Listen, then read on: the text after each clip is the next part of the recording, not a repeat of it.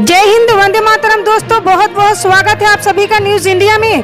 और अभी तक आपने इस वीडियो को लाइक नहीं किए तो लाइक कर लीजिए, और चैनल पर नए हैं तो चैनल को सब्सक्राइब कर लीजिए, साथ में बेल आइकन भी प्रेस कर लीजिए और वीडियो को ज्यादा से ज्यादा शेयर कीजिए। तो चलिए दोस्तों, आप सभी को बता दें कि पंजाब सरकार ने 1 जुलाई 2022 से घरों के लिए 300 यूनिट मुफ्त बिजली की घोषणा कर दी है। ये जानकारी सूचना एवं जनसंपर्क विभाग की ओर से दी गई है। सरकार के 1 महीने पूरे होने पर ये घोषणा की गई।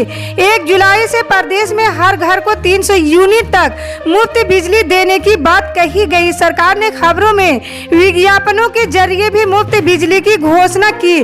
30 दिन का कार्यकाल पूरा होने पर प्रदेश सरकार ने अपना रिपोर्ट कार्ड जारी किया है। कांग्रेस की अंतरिम अध्यक्ष सोनिया गांधी ने अपने आवास 10 जनपद पर शनिवार दोपहर एक बैठक बुलाई, जिसमें शामिल होने के लिए चुनावी रणनीतिकार प्रशांत किशोर भी पहुंचे।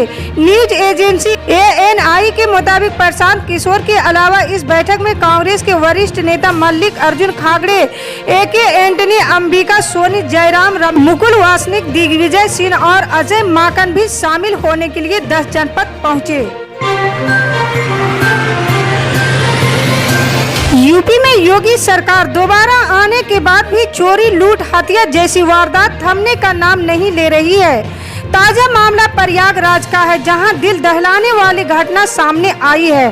जानकारी के मुताबिक एक ही परिवार के 5 लोगों की गला काटकर हत्या कर दी गई, जिसके बाद से इलाके में दहशत का माहौल है। खबरों की माने तो घटना खगलपुर गांव की है। मरने वालों में पति, पत्नी और 3 बच्चे हैं। क्या भारत को अस्थायी ध्रुवीकरण की स्थिति में होना चाहिए? सत्ता प्रतिष्ठान स्पष्ट रूप से चाहता है कि भारत के नागरिक ये विश्वास करें कि ऐसा वातावरण उनके सर्वोत्तम हित में है, चाहे वो पहनावा हो, भोजन हो, आस्था हो या त्योहार हो या भाषा हो। भारतीयों को भारतीयों के खिलाफ खड़ा करने की कोशिश की जाती है और कलह की ताकतों का हर प्रोत्साहन दिया जाता है। खुला और गुप्त इतिहास, प्राचीन और समकालीन दोनों की लगातार व्याख्या करने की कोशिश की जाती है। यूक्रेन रूस युद्ध में व्यापक स्तर पर जनहानि हो रही है। अकेले यूक्रेन की राजधानी कीव में 900 से अधिक शव मिले। यूक्रेन के अधिकारियों के अनुसार राजधानी कीव में 900 से अधिक नागरिकों के शव पाए गए, जो रूस के नरसंहार को दिखा रहा है। पुलिस के अनुसार कोई भी मिसाइल हमले में नहीं मरा है, अधिकांश को गोली मारी गई है। इसके अलावा देश के अलग अलग शहरों में भी काफी लोग मारे गए हैं। बुचा शहर के कब्रिस्तानों में सामूहिक कब्र पाई गई है। टीम इंडिया के पूर्व स्पिनर और पंजाब से आम आदमी पार्टी के राज्यसभा सांसद हरभजन सिंह ने कहा है कि वो अपना वेतन किसानों की बेटियों की शिक्षा और कल्याण के लिए खर्च करेंगे।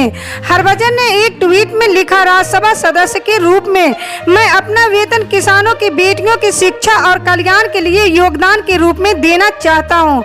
मैं अपने राष्ट्र की बेहतरी में योगदान करने के लिए शामिल हुआ हूँ और मैं वो सब कुछ करूँगा जो मैं कर सकता हूँ। देश में वैसे तो कोरोना की चौथी लहर नहीं आई, लेकिन संकेत अच्छी नहीं है। खासकर दिल्ली ने टेंशन बढ़ा दी है। बीते 24 घंटे के अंदर देश भर में कोरोना के सिर्फ 975 केस आए हैं, जबकि अकेले दिल्ली में 366 नए मरीज मिले हैं। उधर देश भर में पिछले 24 घंटे के दौरान वायरस के संक्रमण से 5 लोगों की मौत हुई है, जबकि इस दौरान 796 लोग कोरोना से ठीक हुए हैं। देश में एक्टिव केस की संख्या 11,366 पर पहुंच गई है। उत्तर प्रदेश के सभी सरकारी प्राइमरी स्कूलों में बच्चे प्राइवेट स्कूलों की तरह आने वाले दिनों में कुर्सी मेज में बैठकर पढ़ाई करेंगे। इसके लिए राज्य सरकार के बेसिक शिक्षा विभाग ने अगले 2 सालों में राज्य के सभी स्कूलों को कुर्सी मेज मुहैया कराने की योजना तैयार की है। राज्य सरकार की इस योजना में करीब 900 करोड़ रुपए खर्च आएगा। असल में विधानसभा चुनाव में बीजेपी ने अपने संकल्प पत्र में इसे शामिल किया था और अब राज्य में सरकार बन जाने के बाद इस वादे को पूरा किया जाना है। इसके लिए राज्य की योगी आदित्यनाथ सरकार जल्द ही फैसला ले सकती है और राज्य के बेसिक शिक्षा विभाग ने इसके लिए प्रस्ताव तैयार किया और जिसे जल्द ही सीएम योगी आदित्यनाथ की मंजूरी के लिए भेजा जाएगा। उत्तराखंड में कांग्रेस के प्रदेश संगठन के अध्यक्ष और नेता प्रतिपक्ष के पदों पर नई नियुक्तों से असंतुष्ट विधायकों को मनाने में पार्टी को मिली शुरुआती सफलता के बाद शुक्रवार कुछ विधायकों की देहरादून में औपचारिक बैठक हुई। बताया जा रहा है कि नाराज विधायकों के रुख में नरमी आई है, लेकिन वो मुद्दे को छोड़ना नहीं चाहती। जानकारी के मुताबिक इस बैठक में पिथौरागढ़ के धारचूल से सबसे मुखर विधायक हरीश धामी शामिल नहीं हुए। वहीं विधायक अब कांग्रेस अध्यक्ष सोनिया गांधी से मुलाकात करने का योजना बना रही है ताकि उन्हें राज्य की मौजूदा स्थिति से रूबरू कराया जा सके। श्रीलंका में आर्थिक संकट दिनों दिन गहराता जा रहा है। इस वजह से लोगों को खास मुसीबतों को झेलना पड़ रहा है। सरकार के खिलाफ लोग सड़कों पर भी उतर आए हैं और राष्ट्रपति गोटाबाया राजपक्षे की इस्तीफे की मांग कर रही है। हालांकि अभी तक राष्ट्रपति ने इस्तीफे का ऐलान नहीं किया। श्रीलंका का विदेशी मुद्रा भंडार खत्म होने के कगार पर है। इस वजह से वो बाहर से ईंधन समेत जरूरी चीजों की खरीदारी नहीं कर पा रही है। यही वजह है कि देश में शुरू हुआ आर्थिक संकट देखते ही देखते इतना अधिक बढ़ गया है। आर्थिक संकट के साथ ही श्रीलंका को ईंधन संकट से भी जूझना पड़ रहा है।